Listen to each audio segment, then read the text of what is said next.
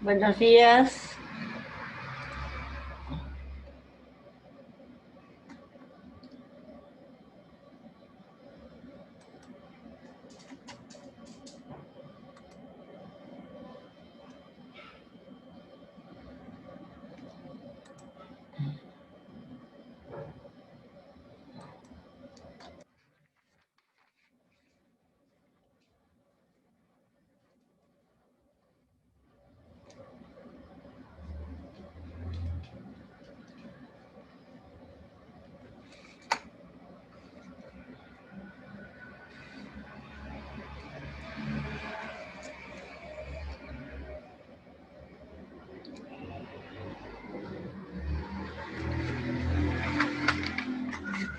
Muy bien, buenos días jóvenes, vamos a compartir, a ver,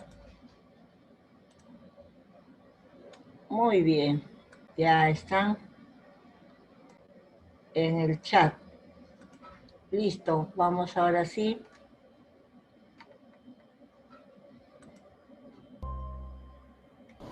La historia de la humanidad es también una historia de migraciones. Los seres humanos nos hemos desplazado de un pueblo a otro buscando mejores condiciones de vida desde que el mundo es mundo.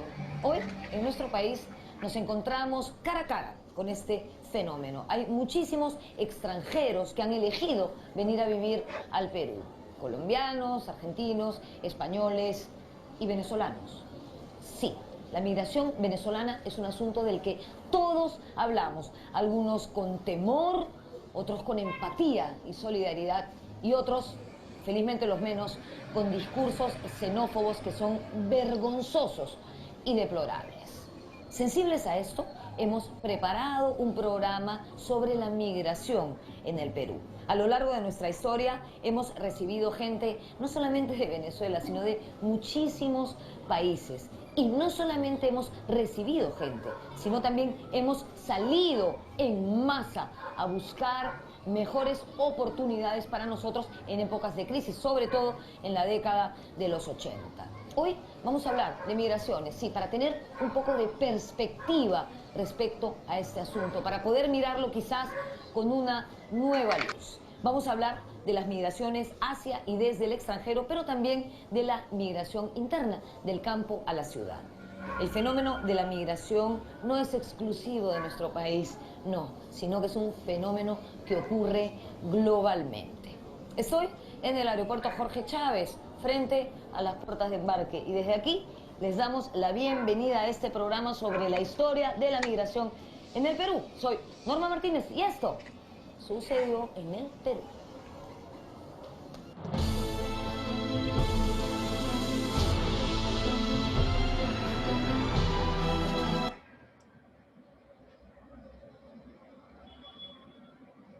A sur. Entonces, la migración para toda cultura es una manera de vida. Es más, si tú miras la historia antes de la agricultura, la gente vivía migrando, porque perseguía su fuente de vida. La migración es, qué duda cabe, un fenómeno global. A diario nos enteramos a través de los medios de comunicación o las redes sociales que grandes flujos de personas escapan de la guerra en Siria o de la miseria en Venezuela o de algunos países del África.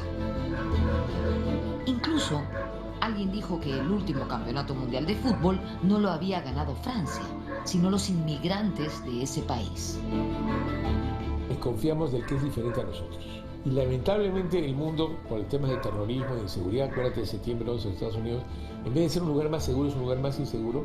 Y en vez de superar el racismo, yo pienso que tenemos más bien secuelas todavía de reforzamiento del racismo, que no solamente es por raza, nos asusta el que es diferente a nosotros. Y creo que hay una serie de gobiernos del mundo que en este momento están adoptando actitudes nacionalistas cerradas. Lo cierto es que migrar no es un proceso fácil. Es una decisión que implica incertidumbre y, sobre todo, desarraigo. La migración es un acto heroico porque hay que tener bastante valentía, coraje para dejar atrás el pueblo, la ciudad pequeña, la ciudad intermedia o el país para afrontar un fenómeno con destino incierto, con resultado incierto, siempre en la búsqueda de un futuro mejor. Después de muchos años, el Perú ya no es un país en el que sale más gente de la que entra. Aunque el saldo migratorio sigue siendo negativo, debido principalmente a la gran cantidad de peruanos que emigraron desde la década de los 80, hoy las cosas han cambiado. Fíjate que después de 100 años el Perú se convierte en un país de inmigrantes. Después de que los europeos llegaron en las primeras 3 décadas del siglo pasado. O sea, hemos tenido un comportamiento de país de emigrantes. Por eso es que ahora cuando vemos a un venezolano en la calle, vemos como una cosa extraña, porque no estamos preparados para recibir inmigrantes, ¿no? Y esa es una de las causas de por qué nosotros reaccionamos muchas veces de manera adversa a la presencia de extraños.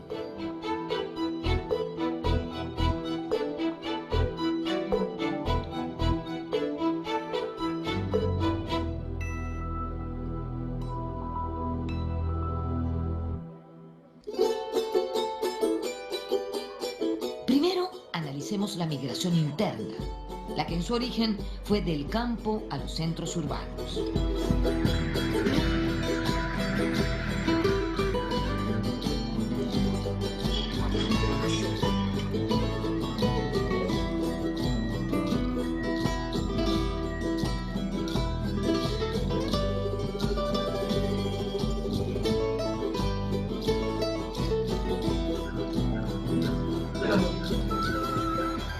La migración del campo a la ciudad ha sido un fenómeno crucial y transversal en el Perú del siglo XX. De hecho, el que más nos ha marcado como país desde mediados de ese siglo.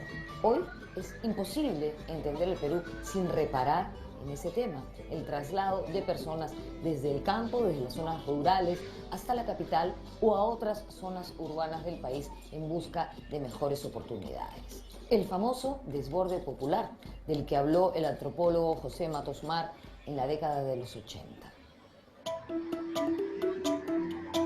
Lima empieza a ser el punto de atracción de gente que no veía futuro en el campo. Es la modernización. Muchos autores como Matos Mar han descrito esto como desborde popular. Lima se convirtió en la zona de llegada de los provincianos, al punto tal que en los años 60-70 casi el 40% de la población limeña no había nacido en Lima, venía de fuera. Todos tenemos un abuelo que era arequipeño, puneño, ayacuchano, lo que fuera. Entonces, Lima fue el gran caldero del mestizaje peruano.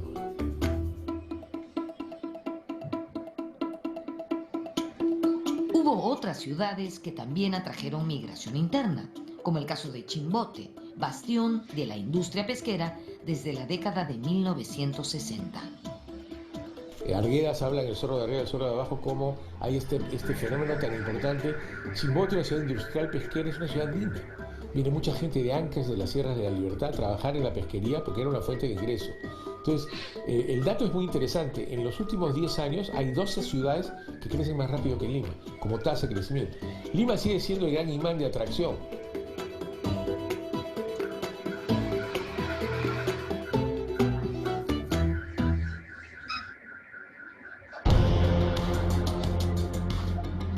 El terrorismo fue causa principal del traslado de la gente del campo a la ciudad. Porque el campo se hizo muy inseguro. Por ejemplo, si tú miras a los datos y comparas los datos del 81 al 93, la ciudad de Ayacucho tiene más gente que antes. El campo ayacuchano se despuebla. ¿Por qué? Porque la gente iba a la ciudad a protegerse. Estaban ahí las fuerzas de seguridad, había más posibilidad de protección.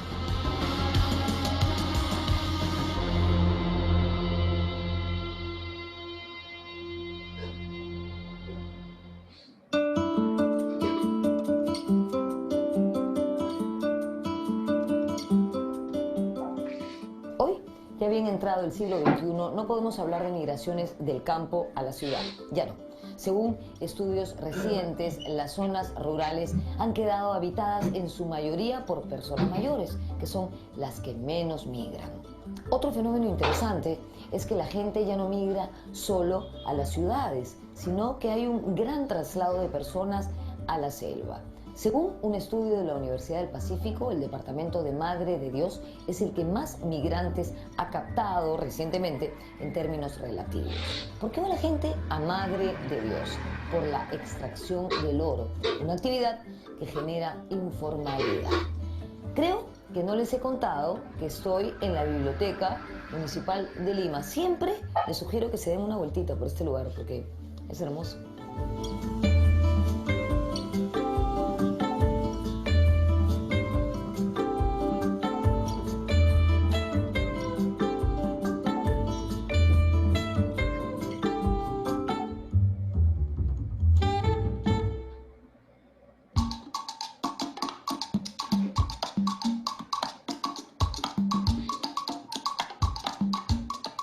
Algunas regiones del país se han dinamizado más rápido.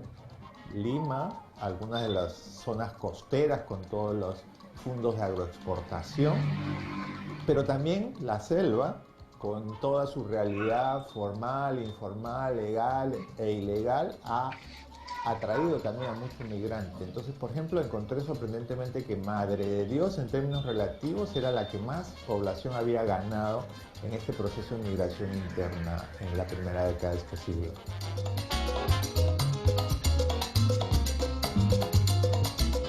Está Madre de Dios, ¿no? Está Ucayali, está San Martín. Asociemos esto a que ahí en estas regiones hay una actividad económica importante, ¿no? De las industrias extractivas, tanto legales como ilegales, posibilidades de nuevas ocupaciones, ¿no? Está también la importancia de esta economía que estudiamos todavía poco, que es la economía de la coca, ¿no? En el caso de regiones como San Martín, Huánuco, ¿no? Que articulan esas ciudades. Pero la Amazonía no es tampoco el único foco. Hoy existe mucha migración interna hacia ciudades intermedias. También hay una migración muy importante al sur de nuestro país, a la ciudad de Tacna, desde diferentes provincias de Puno, a también algunas provincias de Moquegua, porque además hay que conectar, en este caso, las corrientes migratorias internas, digamos, a este paso que hacen hacia el norte de Chile. En términos absolutos, Lima siempre ha seguido siendo, digamos, la principal fuente, pero además hay procesos, ¿no? Del pueblo chico o de la zona rural, se muda el pueblo chico a la ciudad intermedia, capital de departamentos, por ejemplo, ¿no? Ya vemos que Arequipa, Trujillo tienen 1 millón de habitantes, ¿no? Y después hay la migración también entre grandes ciudades, y se ha encontrado, los peruanos pues en búsqueda de un futuro mejor pueden migrar, ¿no? De Lima a Cajamarca o de Cajamarca a Arequipa por razones de la minería, de las oportunidades, ¿no? Hay veces uno ve también, lamentablemente, en algunas condiciones deplorables, a guaneros todavía, ¿no? Guano de las islas, se saca acá en las islas de Asia y varias islas costeras, y uno le pregunta el origen de esos muchachos y señores, es de la sierra de Ancash, de Huancavelica.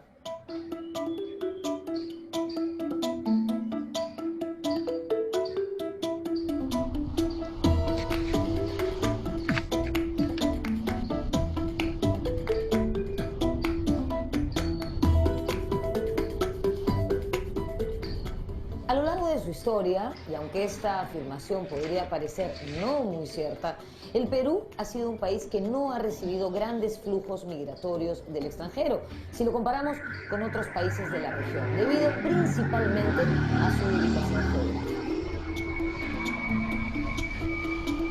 El Perú es un país que, por su ubicación geográfica en el mundo, ha estado apartado de los grandes flujos humanos que han caracterizado a la humanidad.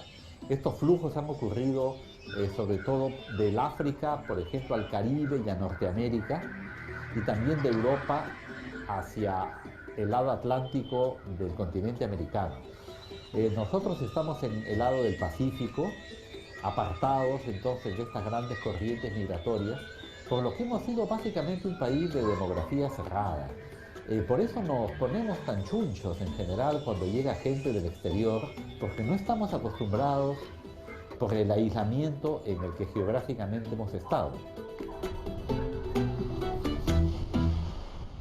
Ahora, si bien no hemos recibido grandes flujos migratorios, sí hemos recibido gente de muchos países diferentes. Para comenzar, los conquistadores de España. Con ellos llegaron los africanos, principalmente esclavos.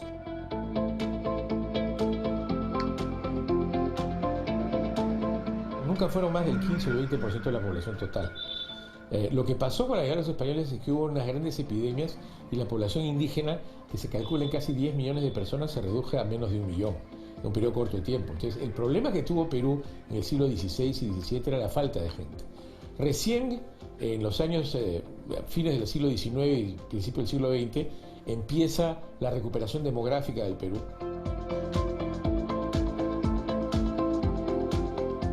Más tarde recibimos a los asiáticos, los chinos en la mitad del siglo XIX y los japoneses a finales del siglo XIX e inicios del XX. De hecho, la migración de ciudadanos chinos ha sido la más importante y grande que ha recibido al Perú en un periodo no muy largo, 25 años.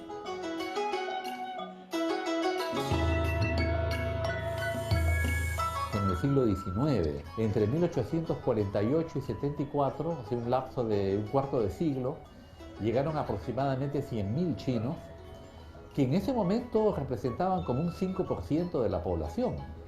Es como si hoy día, que somos 30 millones, llegara pues 1,5 millones de personas, ¿no? Que sería un 5%, sería un número ya significativo.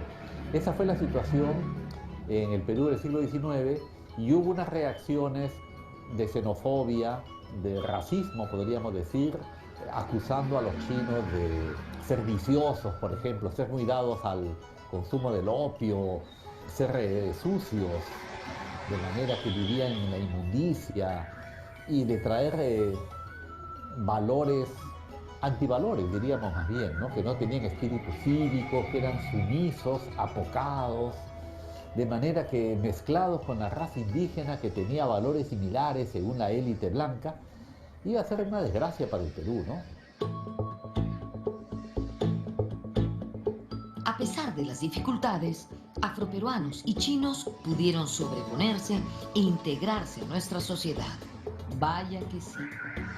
¿Qué sería de nosotros sin el chifa, sin los ritmos afroperuanos o sin el Señor de los Milagros, entre muchas otras cosas? A pesar de ello, hubo una corriente antiasiática que proponía la llegada de inmigrantes europeos.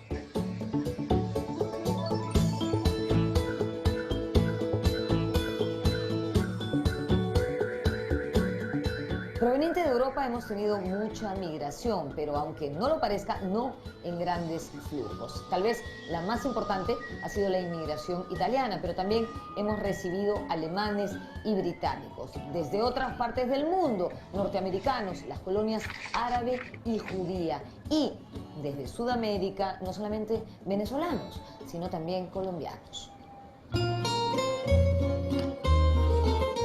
Los gobiernos peruanos, con el afán de hacer que el Perú sea un país más visible, un país más desarrollado, abren las fronteras a inmigrantes que vienen desde los países europeos, fundamentalmente a los italianos, franceses, ingleses.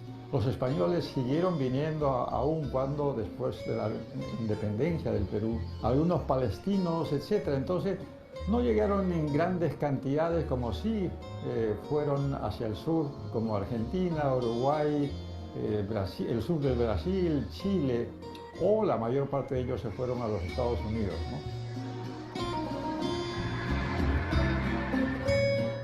Llegó un poco de alemanes que se fueron a Oxapampa, austríacos al Posuso, italianos a Chanchamayo, estos quizás en un número un poquito mayor. Y también llegaron empresarios británicos, norteamericanos, pero siempre en un número corto. Una migración relativamente selectiva de empresarios, grandes comerciantes, no tanto de clase trabajadora, ¿no? Se establecieron justamente al finalizar el siglo XIX y comenzar el siglo XX en muchas partes de Lima.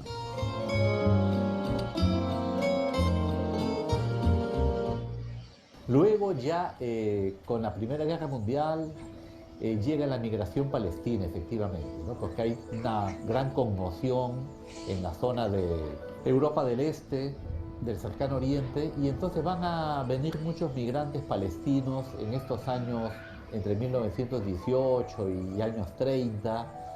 También llega migración judía por esos años. Así que esa es otra corriente importante. Yo diría quizás de las últimas corrientes importantes que tuvo el Perú en materia de migración. Muy bien. ¿Sobre qué tema nos ha conversado el video? Chamaya.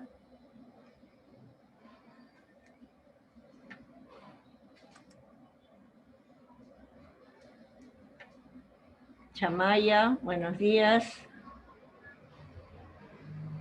¿Sobre qué nos está conversando el video?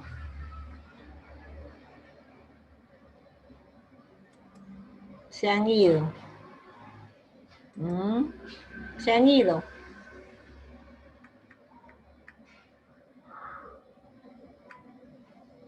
Jóvenes. Chamaya, Cárdenas, Salvatierra, Heredia. Sí, ¿Han estado observando el video o no han estado observando el video? Sí. Yo sí, Miss. ¿Sobre qué trataba? Sobre las migraciones y las inmigraciones del Perú. No, como nuestro país, pues, ha habido mucha migración, ¿no? Porque es un fenómeno global, dice, ¿no? Un fenómeno global. Y han venido muchas culturas, muchas personas del extranjero, ¿no? Pero también ha habido migraciones internas, dice, ¿no? O sea, no de otros países, sino acá. Migraciones hacia la selva por por la búsqueda del oro. Y también a migración hacia la selva por el potencial que tenía la coca, ¿no? En los departamentos de San Martín. Muy bien. Las migraciones internas de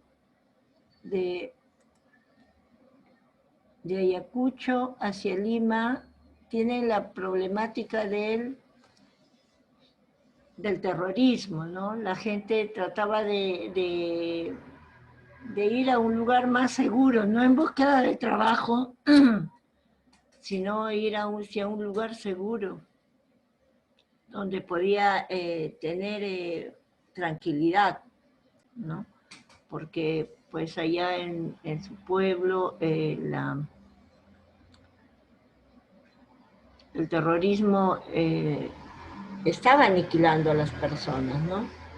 Entonces, las migraciones siempre han sucedido en la historia de la humanidad y han ayudado a conformar las sociedades en las que vivimos. No hay lugar grande o pequeño en la costa, sierra o selva de Perú que no haya sido afectado por la migración, de llegada, de salida o ambas. Nos movemos de un lugar a otro, de ciudad, departamento, país, en búsqueda de mejores condiciones de vida para cumplir nuestros sueños y por situaciones de violencia también, ¿no? Como fue en el caso de la época de la época del terrorismo, ¿no? En la época de los 80, como la vivida de la época de los 90, disculpen. Por lo general, la decisión de emigrar es individual. Han visto cómo en el aeropuerto los que se van, dice que se van pues tristes, ¿no? Porque no saben qué es lo que va a pasar, se van a un futuro incierto, y es una decisión, dice, de valientes, ¿no? Porque vas a estar, bueno, solo de repente no, pero vas a entrar a otra cultura, ¿no? Algunas ocasiones forma parte de estrategias familiares. Entre los familiares se van, el que sufre es el primero que llega, pero después que él se asienta, va llevando también a sus familias, siempre y cuando vea que hay oportunidades, ¿no?, para su familia. Sin embargo, muchas veces las dificultades que atraviesan las personas en su lugar de origen impulsan a esta decisión. Generalmente tienen un poco acceso a la educación superior y a servicios de salud de calidad. Como en estos casos se está observando, pues, ¿no? El sistema de salud en esos lugares es muy pobre, ¿no? Con esto de la pandemia, cada rato se escuchan las noticias de que falta equipar, o sea, los enfermeros, los doctores tratan de llamar la atención porque carecen de muchas cosas en el área de salud.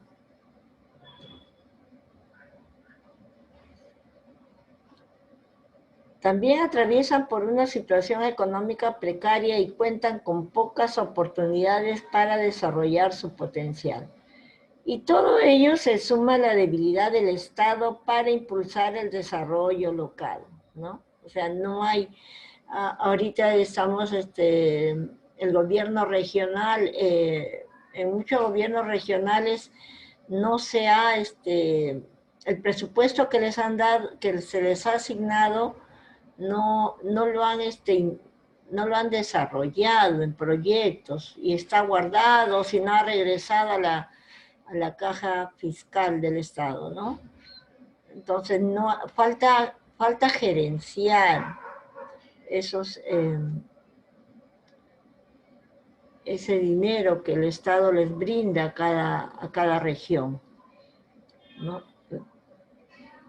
Esta situación hace que, a pesar de la pena de dejar a su familia, a sus amistades y toda una forma de vida y prácticas culturales a las que están acostumbradas muchas personas, decidan enfrentar las dificultades de la migración.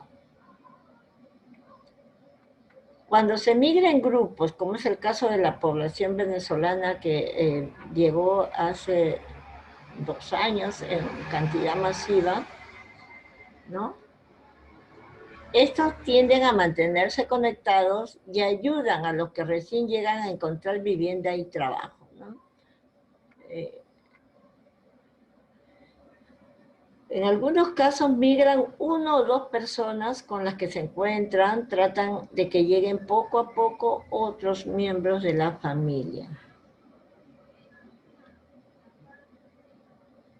Si tú no has migrado, dice acá al costado, a ver, lo hicieron tus padres, o tus abuelos, o tus bisabuelos, o tus tatarabuelos, o tus coabuelos, ¿no? Todos tenemos, de alguna parte de nuestros familiares han migrado, algunos hacia Lima, otros hacia Chimbote, ¿no? Por el desarrollo industrial que tienen en la pesca y mucha fuente de trabajo, ¿no?, en la costa.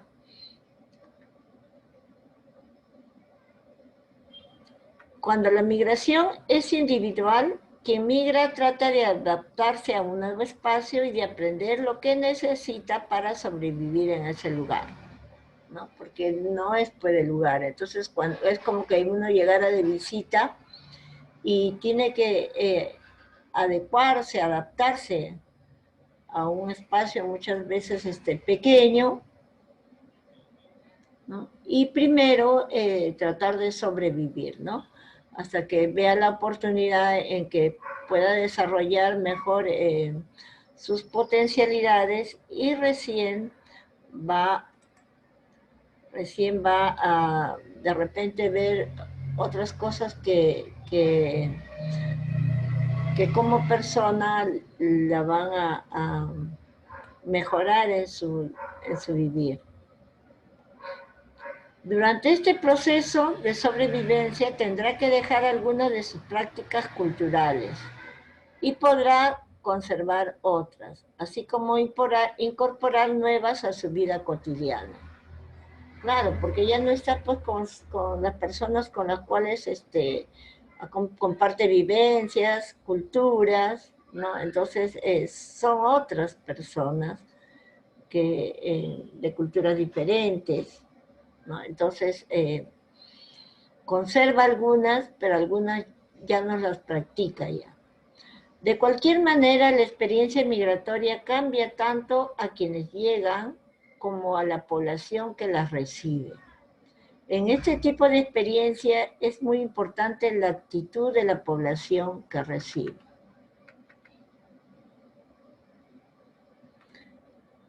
En todas las familias hay migrantes, en todas.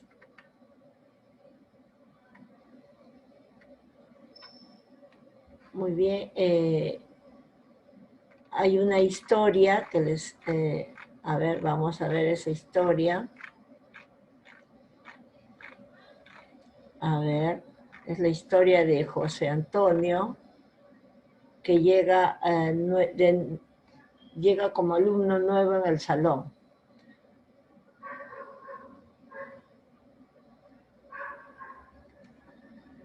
A ver.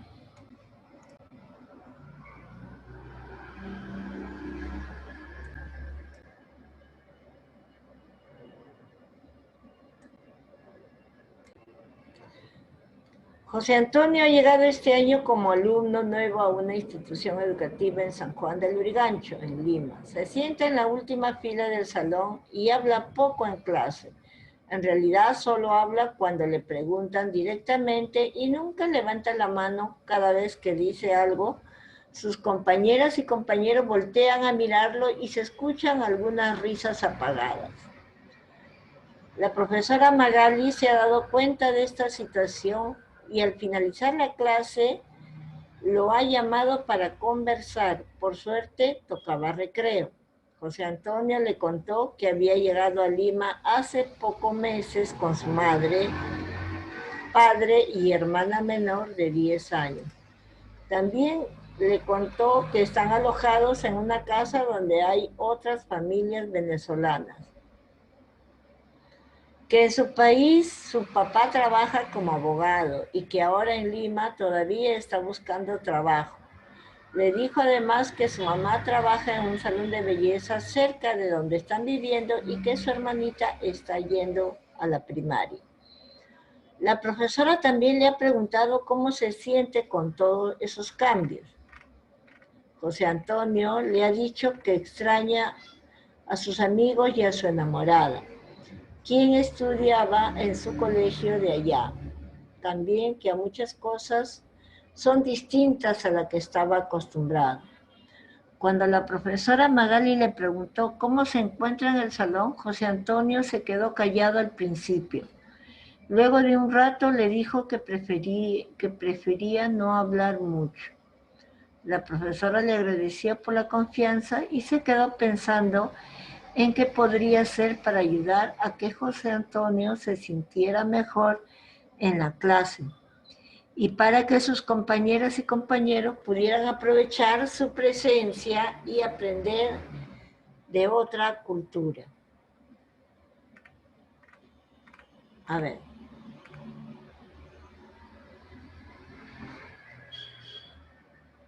¿Cómo te sentirías en una situación como la que atraviesa José Antonio?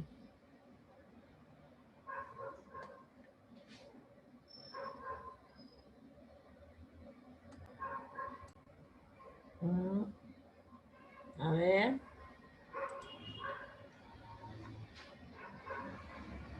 A ver. Triste, muy bien, ¿no? Triste, porque estoy lejos del lugar donde he nacido, donde tengo mis seres queridos, ¿no?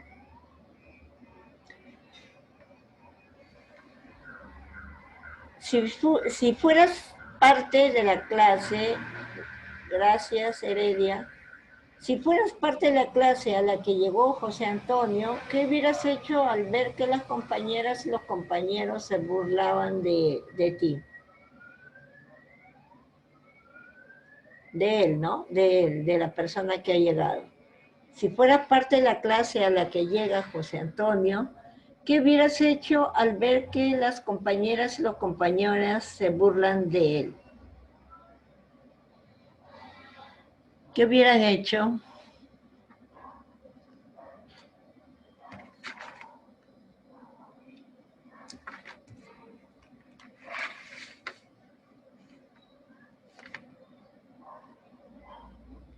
¿Qué hubieran hecho? A ver, ¿qué hubiera hecho? Vamos a ver. Chinchay, ¿qué hubieras hecho? Si fueras parte de la clase, ¿han visto cómo sus compañeros se sonríen? Dicen, tiene una sonrisita cada vez que él habla. Si tú fueras parte de esa clase, ¿qué les dirías a tus compañeros?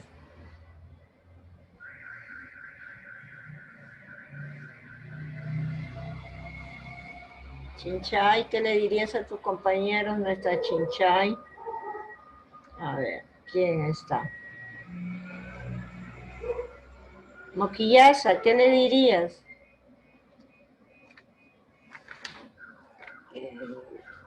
Que no se siente cómodo porque no necesariamente se están burlando de él, tal vez sean cosas de sus compañeros que están hablando, pero que aún así debería hablar con gente, tal vez a gente le caiga bien y puede ser amigo.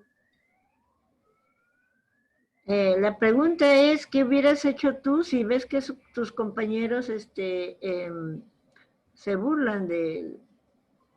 Pues decirle a la misma. Decirle a la Miss, ¿está bien o no está bien? ¿O te sumarías? No, yo le digo a la misma. Nadie tiene derecho a molestar a nadie. Claro, nadie tiene derecho a, por mucho que se crea dueño pues de ese lugar, ¿no? De repente sea más antiguo, nadie tiene derecho a burlarse de nadie. Ya, le dicen a la profesora, ¿no? Muy bien. ¿Qué le recomendarías hacer a la profesora Magali? Que preste más atención a los alumnos, porque no puede ser que hagan eso. O si ven que lo hacen en el colegio, puede que quieran aprovechar y lo quieran hacer fuera de la escuela.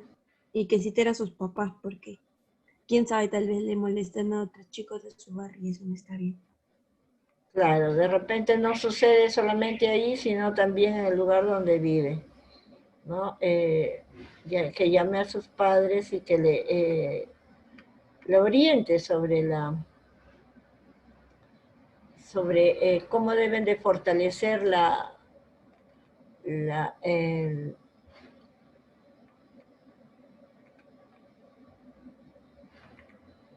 cómo deben de fortalecer al joven en sus habilidades sociales, ¿no? Muy bien. Entonces, me está quedando un minuto acá, muy bien. Heredia me está escribiendo, dice, decirles que no hagan eso porque lo que está pasando también algún día puede pasarle a ellos, ¿no? O sea, ponerse en el lugar de los demás. Así que tampoco fastidiarlo, que trate de hablar con los chicos y si no hacen caso, que le llamen a sus padres. Muy bien Heredia, gracias por compartir Heredia, gracias Jennifer, gracias Moquillaza, han estado Jennifer, Salvatierra, Heredia, Cárdenas, Moquillaza, Chamaya y Chinchay. ¿A alguien no les he apuntado?